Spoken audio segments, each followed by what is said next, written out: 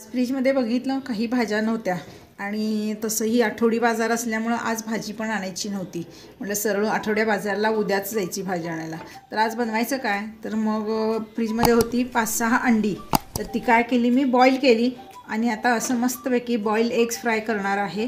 तर त्यासाठी मी तेल गरम केलेलं आहे. तेल आपल्या आवडीनुसार. तेल छान गरम झालेलं आहे. आता त्यात मी कांदे घालणार आहे. कांदे थोडेसे भरपूर घ्यायचे. भरपूर म्हणजे एक 6 माझी अंडी होती. 6 अंड्याला मी इथं मोठे 3 ते 4 असे कांदे घेतलेले आहेत. ते घेतलेत बारीक चिरून. आणि तुम्ही बघू शकता मी अशी अंडी आहेत ती बॉईल करून घेतली आणि एकामध्ये 4 ते 5 असे छान असे क्यूब्स पीस करून घेतलेले आहेत बघा मस्तपैकी. चला मग आपण फटाफट असे मस्तपैकी बॉईल एग फ्राय बनवूयात. तर कांदा असा मस्त लालसर भाजून घ्यायचा. खमंग कांदा असा लाल मस्त भाजलेला आहे.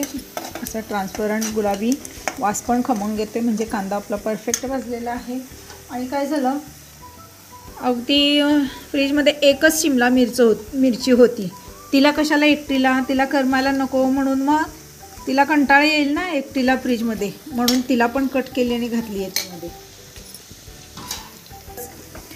आणि त्यातच घातले अद्रक लसूण किसून. थोडंसं टेस्ट जराशी फ्लेवर, स्पायसी फ्लेवर येण्यासाठी, खमंग फ्लेवर येण्यासाठी अद्रक लसूणचं थोडंसा किस अर्धा चमचा होईल इतका असेल तोही ह्यात घातला. छान असं परतलं आहे. मस्तपैकी खमंग वास सुटला आहे बघा कसला. हे पण छान परतून झाले का अगदी अद्रक लसूणचा आणि शिमला मिरचीचा वास पण टेम्पटिंग असा छान सुंदर खमंग सुटला आहे. आता घातलं याच्यामध्ये बारीक चिरलेले टोमॅटो. एकच टोमॅटो घातला आहे मी छानपैकी. तो थोडासाच एक सेकंदभरच परतायचा आहे. आणि त्यात मस्तपैकी पाव चमचा घातली हळद, 2 चमचे घातले लाल तिखट. लाल तिखट म्हणजे कांदा लसणाचं असलं तरी काही हरकत नाही, किंवा मिरची पूड असली तरी काही हरकत नाही. दोन्हीला पण टेस्ट मस्त झकास टेस्ट येते. आता हे 1 मिनिट मी परतून झालेलं आहे. आता ह्यात घालणार आहे थोडंसं गरम मसाला. थोडासा म्हणजे मी पाव चमचा घातलेला आहे 5-6 अंड्यांसाठी. जरा गरम मसाला घातला की जरा छान मस्तपैकी हे 1-2 मिनटं परतलं. ह्याला तेल सुटलेलं आहे बघा कसलं सुंदर. आणि आता याच्यामध्ये घालणार आहे आपण हे कट केलेले एग्स.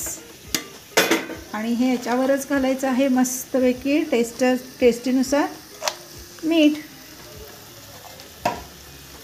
साधारण इथं पाव चमचा ते मसाल्याचा अर्धा चमचा मीठ लागेल. आणि असं छान परतायचं मस्तपैकी. आणि थोडीशी कोथिंबीर आत्ता घालायची आणि थोडी सगळ्यात शेवटी घालायची. आणि 1-2 मिनटं झाकून ठेवायचं. जरा छान परतून झालं की आपलं झाला मग बॉईल एग फ्राय तयार. तुम्ही ती पोळीसोबत, ब्रेडबरोबर खाऊ शकता. बघा मी 2 मिनटं झाकून ठेवलेलं. मस्तपैकी असं एकदम छान परतून झालेलं आहे. आणि आता आपण उरलेली थोडीशी कोथिंबीर आणखी घालूया, म्हणजे ती तशीच त्याच्यामध्ये ग्रीन अशी राहील. तर तुम्ही बघू शकता याचा लूक कसला भारी आला आहे. तर चला मग आता ही प्लेटमध्ये काढूया. तर हे बघा मस्तपैकी आपला हा डिश तयार आहे. त्याच्यावर आपण आता गार्निशिंगसाठी म्हणून कोथिंबीर थोडीशी पेरूयात मस्तपैकी. आणि तुम्ही हे ब्रेडबरोबर, बनबरोबर असं मस्तपैकी हा आपला नाश्त्याला पण होऊ शकतो, जेवणाला पण. जेवणावर हवे असेल तर चपाती, पोळी, भाजीबरोबर तुम्ही पोळीबरोबर खाऊ शकता. नाश्त्याला करायचा असेल पटापट असा काहीतरी नाश्ता, तर तुम्ही ब्रेडबरोबर, बनबरोबर हा नाश्ता एकदम मस्त झकास होतो. तर मी अशी पटापट अशी चटकन अशी भाजी नसताना आणि फक्त अंडी असताना असं मस्तपैकी अशी ही डिश तयार केलेली आहे जेवणासाठी म्हणून. आणि ती चपातीबरोबर मी सर्व करणार आहे. तर अशीच एक पटापट रेसिपी घेऊन आपण पुन्हा भेटूयात. बाय.